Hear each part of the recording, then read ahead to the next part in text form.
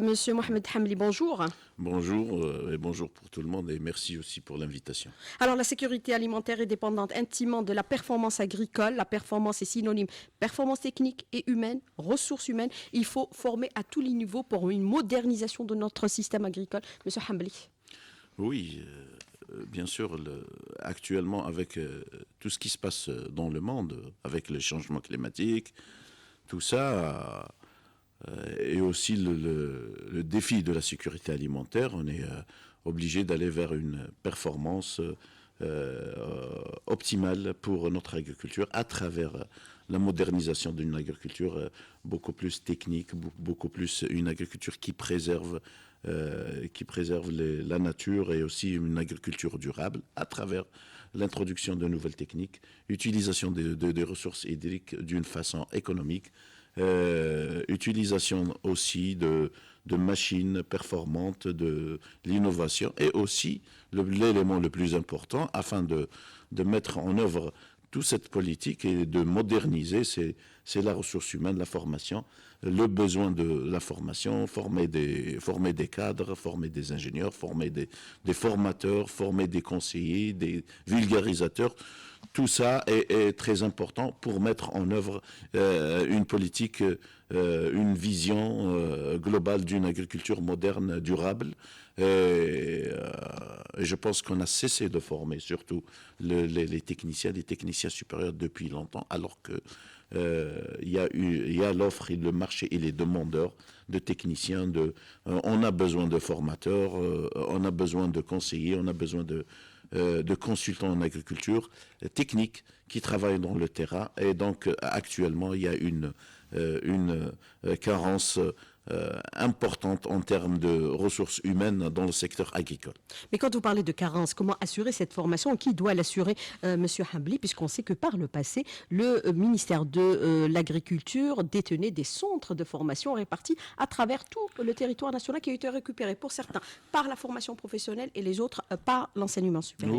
Oui, certainement. Si on regarde des grands pays agricoles, ils ont gardé la formation et l'enseignement agricole à travers leur ministère d'Agriculture. Et donc l'agriculture a un besoin spécifique de techniciens. Revenir sur la formation à travers le ministère de l'Agriculture, à travers le secteur, redynamiser nos instituts techniques qui sont toujours sous tutelle du ministère de l'Agriculture, des réformes en termes de formation, en termes de programmes de formation, de programmes pédagogiques. Elle est primordiale et nécessaire actuellement pour aller pour concrétiser la politique de l'État et la vision du président de la République. Mais en clair, il faut les récupérer pour dispenser des formations spécifiques au métier de l'agriculture par rapport à cette performance que nous souhaitons atteindre et pour laquelle le président de la République il a donné des directives claires au ministre du secteur. Non, certainement.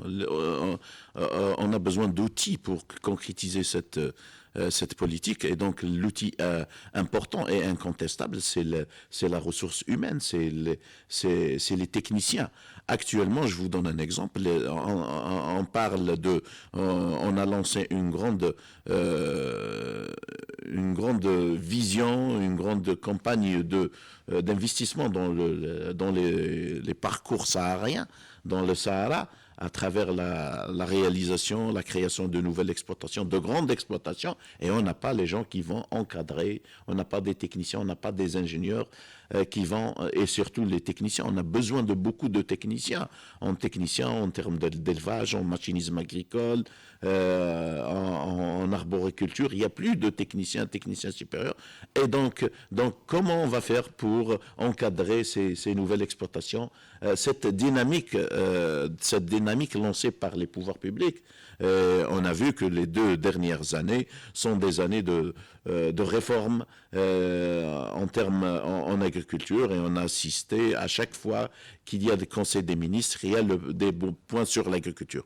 Donc il y a un grand chantier ouvert par les pouvoirs publics qui doivent être accompagnés par des réformes en termes de formation, surtout la formation. Et on ne peut pas aller loin sans la formation parce qu'actuellement, on parle de modernisation, on parle de numérisation du secteur agricole qui nécessite aussi l'encadrement technique qu'on ne dispose pas. C'est la faiblesse de notre système agricole aujourd'hui. Oh. Il faut le dire clairement, Monsieur Hambli. Oui, on a besoin vraiment de ressources humaines, de ressources techniques. C'est un point très, très négatif pour le secteur. Alors, introduire les techniques modernes pour améliorer les rendements s'appuie aussi sur la digitalisation et la modernisation de notre système agricole qui doit passer d'un système traditionnel à un système moderne et performant à la fois. Actuellement, avec ces changements climatiques, c'est des changements à travers le monde, c'est des changements mondiaux, c'est pas uniquement l'Algérie qui subit ces changements-là. Donc, à travers ces changements, il faut qu'on s'adapte avec ces changements. Il faut qu'on s'adapte avec la modernisation, l'optimisation de nos ressources, la protection de nos ressources à partir de la protection des sols.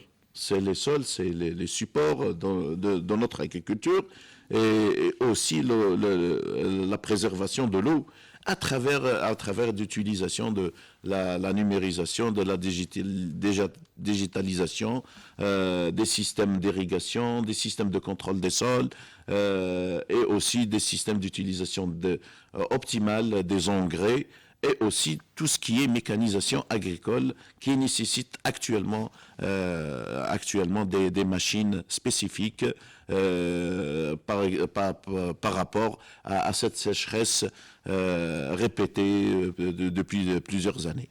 On utilise actuellement les outils Adam pour préserver l'eau parce que c'est devenu une denrée rare. Donc le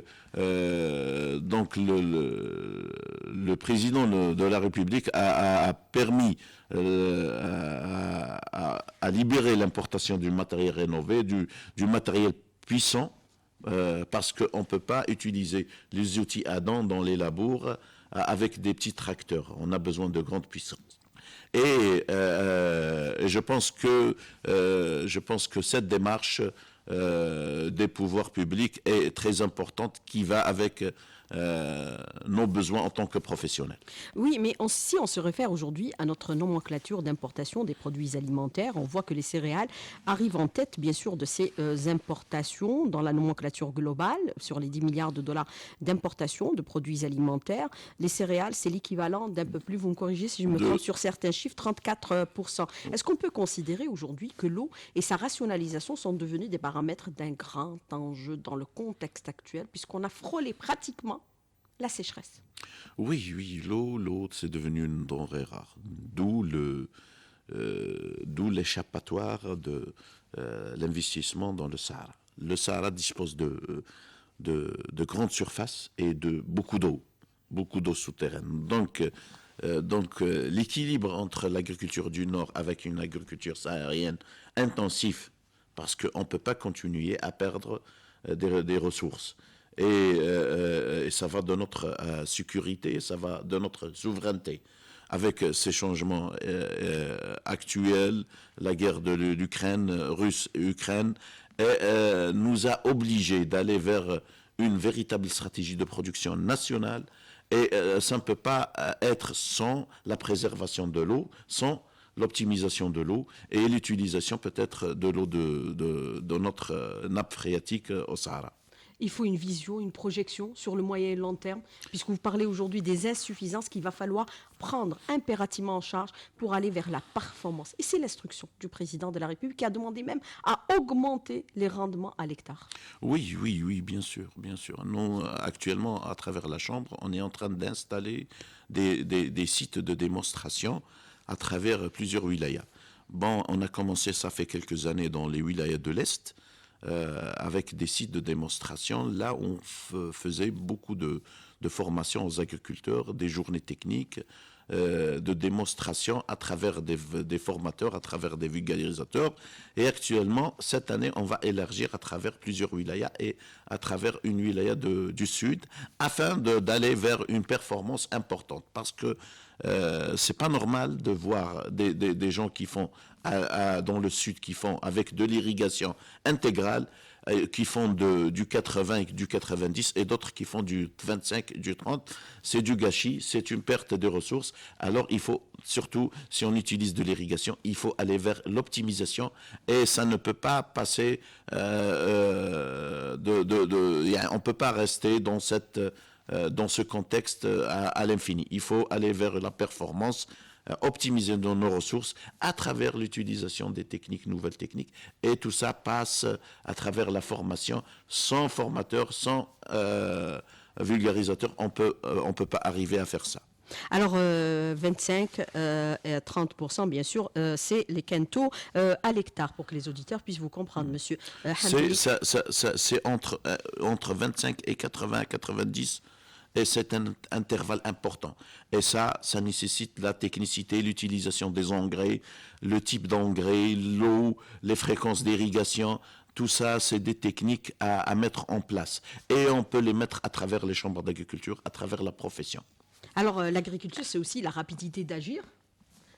Bien Impérativement, sûr, le respect bien sûr des calendriers culturaux. Cette sécheresse, même s'il a un peu plu, risque de tout bouleverser aujourd'hui, monsieur Hambli.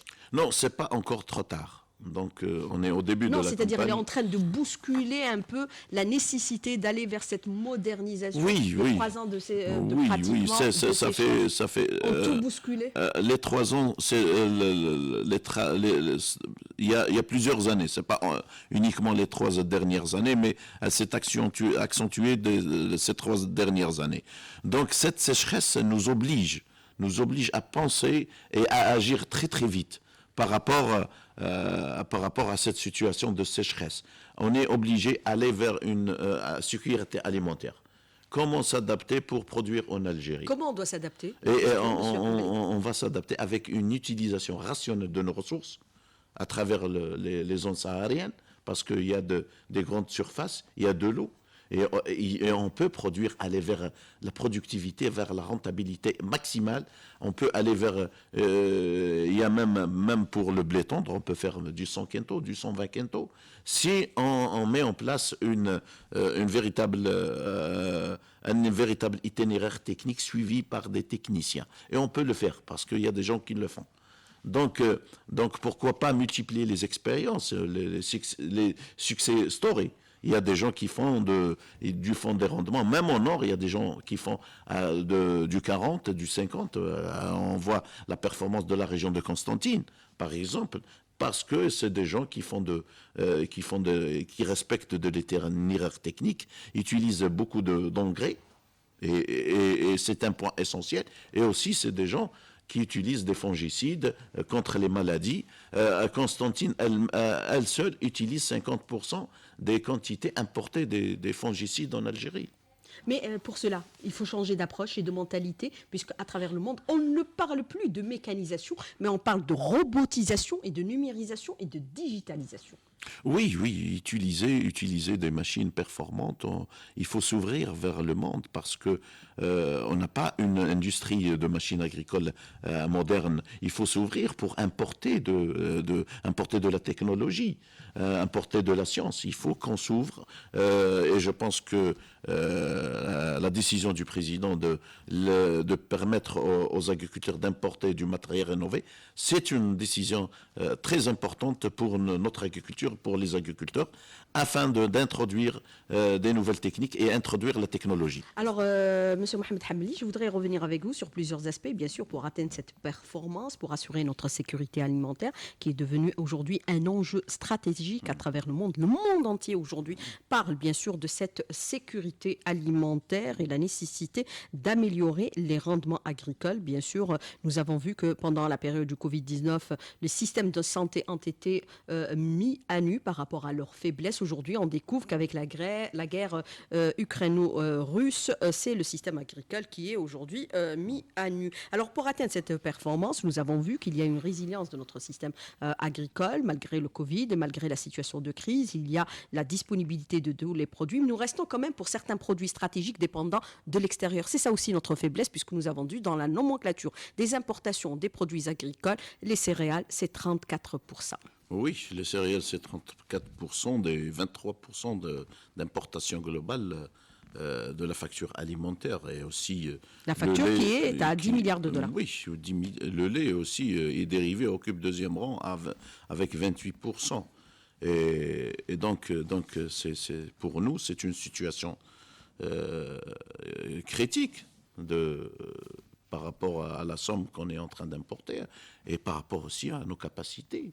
Nous avons des capacités énormes, naturelles. Le foncier agricole à travers tout le territoire. L'eau qu'on peut utiliser. Donc le besoin actuellement, ce qu'on a besoin, c'est d'organiser, sécuriser l'exploitant agricole. Avoir de la visibilité aussi, c'est important. Oui, c'est très important. Les chiffres, des visibilités, les statistiques, statistiques, les recensements. On ne peut pas mettre en place un programme, une vision, sans données fiables, sans données justes, sans des statistiques. Et d'où le lancement des statistiques du bétail, lancé par les pouvoirs publics. Ça fait quelques jours qu'on a lancé le recensement du bétail, et c'est très important parce qu'aussi la filière à production animale, c'est pas uniquement la viande, on parle de viande et on parle de lait, mais c'est tout un écosystème, un système économique qui peut générer beaucoup d'argent pour le pays. Il peut être très rentable. C'est uniquement la viande et le lait, c'est la peau, c'est la laine, c'est toute une industrie, un écosystème pour notre économie. Et aussi, c'est notre souveraineté, la préservation de nos ressources. Certaines races aussi en disparition. Oui, bien sûr, on parle ici parce que l'un des éléments les plus importants de notre sécurité alimentaire, c'est la préservation des ressources génétiques. On a inauguré la banque de semences, aussi les ressources. Il faut aller vers la création d'une banque de gènes qui est plus importante, les gènes qui englobent tout ce qui est végétal, tout ce qui est culture, tout ce qui est spontané, les forestiers, tout ce qui est animal. Et donc, le recensement du cheptel, c'est très important pour la préservation de nos races. Nous avons de très belles races ovines d'une qualité importante à travers l'Algérie, dispersées à travers les régions. Et on a vu qu'il y a un mélange important, un brassage de races qui va nous faire perdre ces races adaptées à des régions depuis des millénaires. Comme la race al-Hamra et la race Ouled Djellal, Rambi, le Berbère. Il y a beaucoup de races qui ont disparu, et on ne va pas faire la même chose avec les races qui restent. C'est un patrimoine génétique pour les générations à venir et pour notre souveraineté, et aussi pour la compétitivité de notre agriculture. L'agriculture algérienne peut être compétitive uniquement par la qualité à l'international. Nous avons de la qualité, il faut la préserver. La préserver premièrement avec des données fiables, le recensement, et aller aussi après vers la valorisation, sécurisation des exploitants, des éleveurs à travers le recensement. On peut aller à travers la subvention. La subvention, elle va aller aux véritables éleveurs, et aussi la sécurisation de notre alimentation, de la sécurité alimentaire. Elle va à travers la sécurisation et la préservation de la profession. Préserver la profession, préserver les agriculteurs, c'est les acteurs principaux de la souveraineté alimentaire. Et donc, la préservation de notre cheptel, ovin, cheptel camelin, cheptel bovin aussi, qu'on a perdu beaucoup de races algériennes.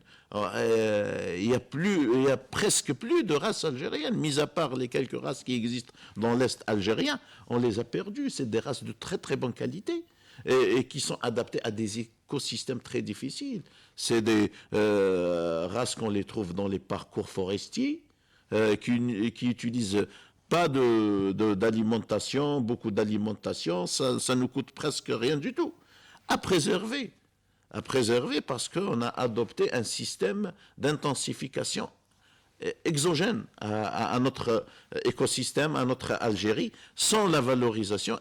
Actuellement, il faut aller vers la valorisation avec la labellisation, la certification et donner de la valeur à notre ressource. Bien sûr, en mettre tout un système équilibré avec l'intensification et l'extensification du nord, avec l'intensification au sud, avec des grandes exploitations pour faire face aux importations et pour produire une alimentation pour une population qui ne cesse pas d'augmenter. Alors, il y a beaucoup de travail, c'est clair aujourd'hui, Monsieur Oui. Hambli. Vous avez parlé un peu des subventions et des financements qui doivent aller aux véritables éleveurs. Est-ce que c'est une pratique? Ce recensement va mettre fin à l'informel dans le secteur parce qu'il est gangréné par l'informel. Oui. On va identifier les uns et les autres. Oui, Il oui. faut aussi l'élargir, le recensement des paysans aux agriculteurs. Oui, l'informel, il est dangereux pour la profession elle-même, pour la préservation, la maintenance de cette profession très importante, parce que si on perd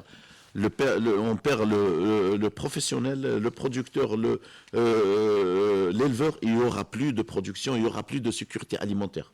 Ici, on parle de sécurisation, sécuriser les agriculteurs, sécuriser les éleveurs, parce que c'est eux notre armée de la sécurité alimentaire de notre production.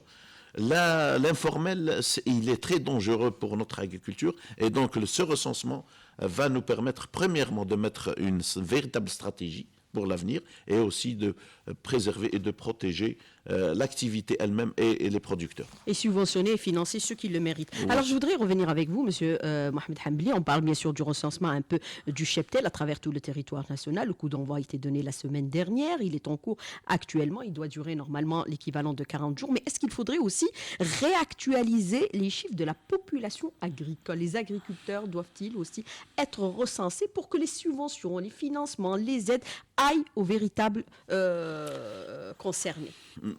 L'agriculteur, c'est lui qui fait un acte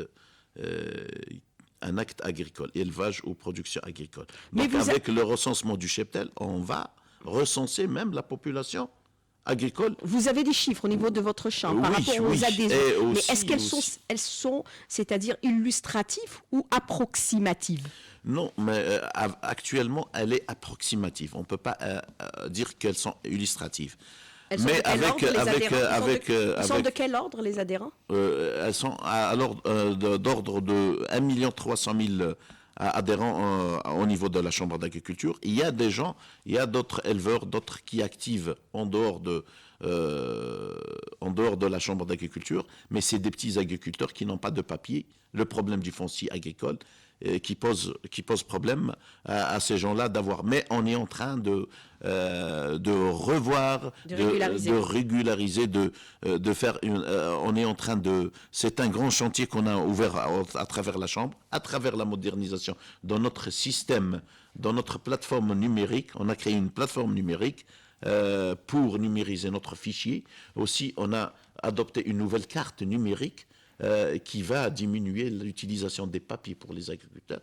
Et tout ça va faciliter le recensement de la population et de l'intégration de la population agricole à travers les chambres d'agriculture, à travers la profession. Vous adaptez à la numérisation. Alors, je voudrais revenir avec vous par rapport aux chiffres que vous avez donnés, 1 300 000, mais certains vous disent aujourd'hui que la population agricole pourrait éventuellement doubler. Est-ce qu'on peut considérer qu'il y a, c'est-à-dire parmi ceux qui sont recensés au niveau de la Chambre, il y a ceux qui activent aussi dans l'informel? Puisque dans la production, on dit que 70% de la production provient de l'informel. Non, la production agricole, elle n'est pas la production, c'est une production agricole. Elle n'est pas informelle. Non, elle n'est pas identifiée, c'est-à-dire. Non, elle n'est pas identifiée, c'est tout. Mais la production agricole, c'est une production Je ne parle pas formelle. du niveau de la Oui. production. Je parle du niveau de l'informel dans la production agricole. Non, l'informel, c'est l'organisation. L'informel, je pense, c'est au niveau des intrants agricoles, mais les gens qui activent sont identifiés. Ils sont plus dans les zones rurales. Oui, bien Puisqu'on sûr. a vu que certains pays se sont développés justement grâce à leur ruralité, c'est-à-dire Oui. la paysannerie a fait booster le secteur agricole. On devrait faire la même chose. Bien sûr. L'Algérie, c'est un grand pays 15 rural. millions d'habitants au niveau des zones rurales. Oui, Qui vivent bien sûr de l'agriculture. L'Algérie, c'est un grand pays rural.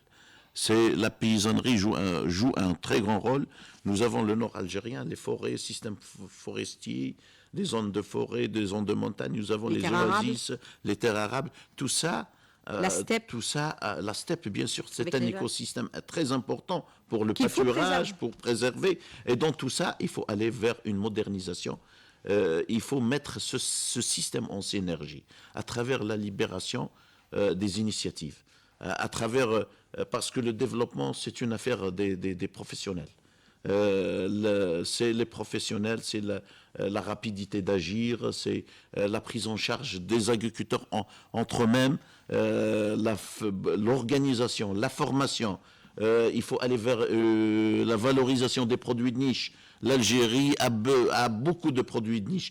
Et il faut les produits de tiroir, bien sûr, les produits biologiques, et il faut aller vers la valorisation de cette richesse, de cette diversité. Parce que notre ruralité, c'est notre diversité, aller vers la création d'une économie d'échelle de valeur. Actuellement, on a uniquement des produits standards. On a des produits naturels, mais ils ne sont pas valorisés parce qu'à défaut d'organismes de certification, d'organismes de labellisation, on n'a pas dans notre agriculture une agriculture d'échelle de valeur. On ne valorise pas la qualité. On achète des produits standards. On peut acheter des produits naturels sans valeur, sans les mettre en valeur avec le même prix qu'un produit standard.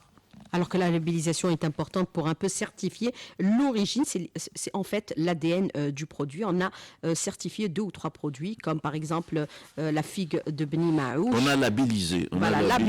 C'est avec une indication géographique, la figue de Beni Maouch, la date de Gletnor de Tolga et aussi l'olive de Sig.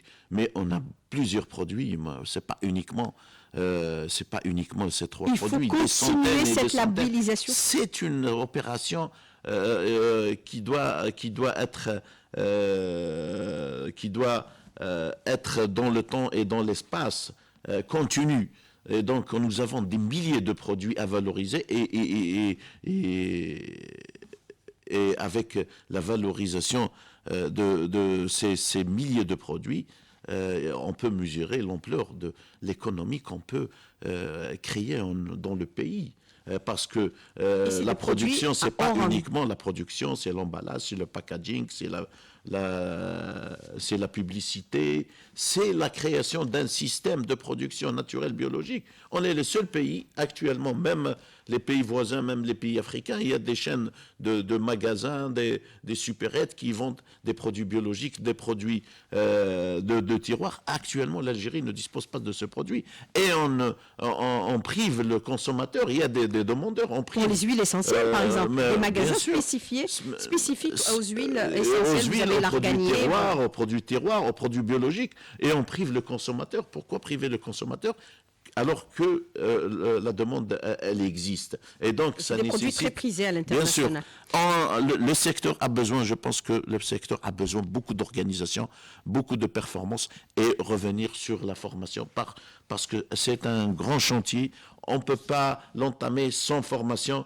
Sans ressources humaines. Il faut une vision sur le moyen et long terme, puisqu'aujourd'hui, la préoccupation majeure, c'est de nourrir les Algériens. Mais il faut aller au-delà aujourd'hui, quand vous parlez de labellisation, de la nécessité de donner une visibilité à nos produits à l'échelle nationale et même internationale. Pour les produits bio, par exemple, les huiles essentielles. Non, mais on regorge. Non, mais l'Algérie était un grand pays c'est l'arganier. C'est pas uniquement l'arganier. Il y a plusieurs. L'Algérie, c'était un grand pays producteur de l'huile essentielle.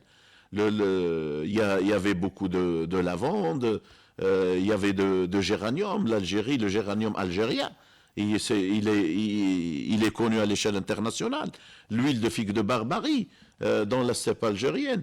Il y a des plantes aromatiques, des plantes médicinales qu'on peut. Le climat, il est très favorable et c'est des plantes. Et on les consomme en hiver. Bien, non, et on le consomme en hiver. On le Traditionnellement, c'est les recettes grand-mère. Et aussi, on peut fabriquer, on peut produire des médicaments, des huiles essentielles, du parfum. On peut vraiment créer un système économique avec les plantes aromatiques et médicinales, et on peut exporter. Et c'est des espèces qui préservent de la nature durable, d'une agriculture durable, et aussi d'une très grande valeur ajoutée. Ça coûte cher, énormément cher dans les marchés intermondiaux. Pour les laboratoires du cosmétique, bien sûr, à travers le monde. Alors, vous avez cette question aussi de l'auditeur qui vous dit aujourd'hui, bien sûr, avec le recensement du cheptel, nous avons vu que par le passé, on a importé beaucoup de génisses pour la production laitière, mais malheureusement, toutes ces génisses en finissent au niveau des abattoirs. Ça va mettre fin à ce type de pratique. Le recensement, il est très important. Il faut définir les rôles. Recenser chacun et mettre chacun à sa place. À travers ce recensement-là, on va organiser la filière. La filière, parce que le recensement doit être continu dans le temps.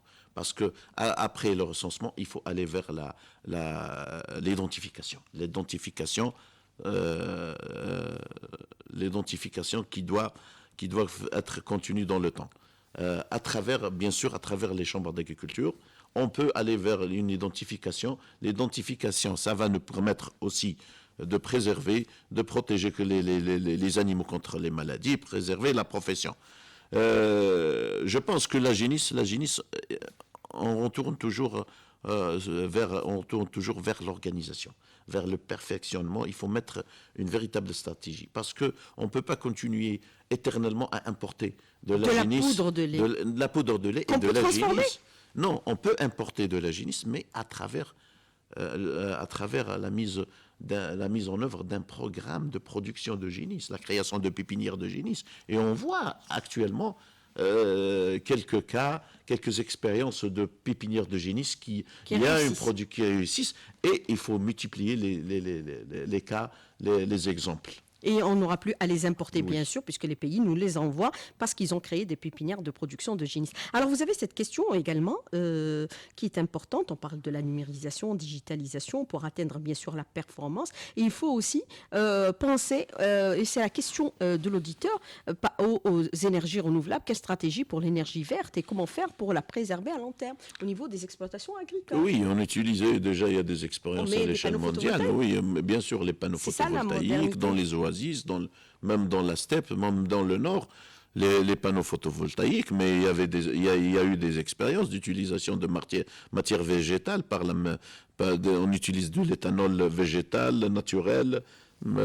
Et donc, il faut lancer les startups, la recherche, et aussi lier l'agriculture à la recherche. Parce que soutenir et financer l'agriculture, c'est important aujourd'hui dans le contexte actuel. Soutenir encore davantage. Par le passé, il y avait les soutiens octroyés par le biais de la BDL. Il faut reprendre ce type de soutien aujourd'hui aux agriculteurs. Monsieur Hambli, impérativement, il y avait l'équivalent aussi de 100 milliards de dinars qui étaient injectés annuellement dans le secteur agricole. Je pense qu'il faut toujours continuer à soutenir l'agriculture. Parce que actuellement, elle est très vulnérable. Parce qu'on soutient en définitive les produits. Oui, on soutient les produits, mais il faut aller vers le soutien de l'agriculture elle-même. Parce qu'à travers le soutien de l'agriculture, on préserve des postes de travail, on préserve la profession. On assure notre sécurité alimentaire. On assure notre sécurité alimentaire. On n'aura plus à recourir à l'importation, c'est 10 milliards de dollars. Oui, puis le coût de la sécurité alimentaire, la sécurité alimentaire nous coûte beaucoup à travers l'importation. Mais elle n'a pas de prix aussi, la sécurité. Bien sûr. Pourquoi pas Parce que demain, même avec l'argent, on pourra ne pas trouver et élargir le soutien de notre agriculture, mais le soutien de l'agriculture doit être objectif aussi. En direction des agriculteurs et ceux qui travaillent la terre. Alors, organiser aussi les marchés, parce que tout le monde dit aujourd'hui, avec la disponibilité des produits, les deux grands perdants, c'est l'agriculteur et le consommateur. Trop d'intermédiaires. Oui, il y a beaucoup d'intermédiaires parce que l'agriculture, à travers l'agriculture, la sphère de l'agriculture tourne beaucoup d'intervenants. d'autres ministères, d'autres On intervenants. parle de Donc, pratiquement 5 millions oui, d'intervenants dans le secteur donc de agricole. plus, si ce n'est pas plus. À peu Parce près des qu'à la chiffres, base, oui. la base d'une Je parle d'intervenants directs, hein, Oui, M. Hambli, je parle pas parce que d'indirects. la base d'une économie moderne, c'est l'agriculture. L'agriculture, c'est la matière première, c'est la transformation agroalimentaire, c'est le packaging, c'est le transport, c'est l'exportation, c'est l'importation. C'est tout un environnement économique. Et donc la modernisation de l'agriculture nécessite actuellement d'aller vers l'organisation des marchés. Premièrement, pour sécuriser l'agriculteur et aussi sécuriser le consommateur, à travers la création de coopératives. Mais les coopératives, il faut aller vers la subvention, parce que la subvention des coopératives fait défaut. C'est des petits Mais vous agriculteurs. avez dans certains pays modernes qui reviennent au principe des coopératives avec, bien sûr, la vente directe aux consommateurs. Justement, d'où l'intérêt de créer des coopératives, de s'organiser en coopérative. Mais l'agriculteur algérien n'a pas les moyens. On achetait de avant créer- le lait chez les éleveurs. Bien sûr. Dans certaines localités. Pourquoi pas aller vers le système coopératif et la vente directe et aussi la vente à travers. Pendant l'Aïd, on va vers les bien éleveurs sûr, aussi. il faut organiser à travers des coopératives, même la matière première pour la transformation, elle doit passer par les coopératives. Je pense qu'il faut aller vers la subvention des coopératives. La coopérative actuellement n'a pas l'accès au crédit, n'a pas l'accès au terrain pour l'investissement. Donc, il faut aller vers le système coopératif, mais il faut le soutenir et le subventionner objectivement et rationnellement, mais avec une stratégie globale qui respecte les spécificités de chaque région et la spécialité de chaque région du pays. Alors, très rapidement, sur la question de l'auditeur, M. Hambli, en matière d'élevage, l'Algérie est connue pour être un pays d'élevage plutôt ovin que bovin. Quels sont les mécanismes fondamentaux à mettre en place pour asseoir une production bovine, synonyme de production de viande et lait, surtout qui couvre les besoins nationaux? Parce que les besoins sont énormes. Nous sommes le premier pays importateur de la poudre de lait. Nous consommons énormément de lait. On est 5e pays consommateur de lait dans le monde. Et donc, On disait premier. oui, on est 5e pays consommateur. Et je pense que l'Algérie était producteur de lait. On était producteur, mais l'anarchie de la filière à travers l'importation anarchique, De la poudre. c'est pas de la poudre, de la vache laitière. On a De génisse. de génisse, on a esquinté notre diversité.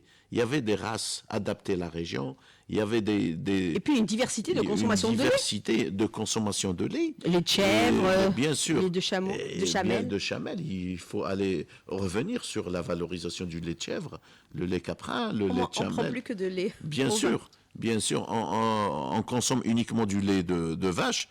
Et je pense que la filière elle peut réussir à travers un programme de production de cultures foragères et aussi à travers les pépinières de génisses. Alors très rapidement sur la question, M. Mohamed Hambli, dernière. L'agriculture, c'est l'affaire des agriculteurs, des chambres d'agriculture.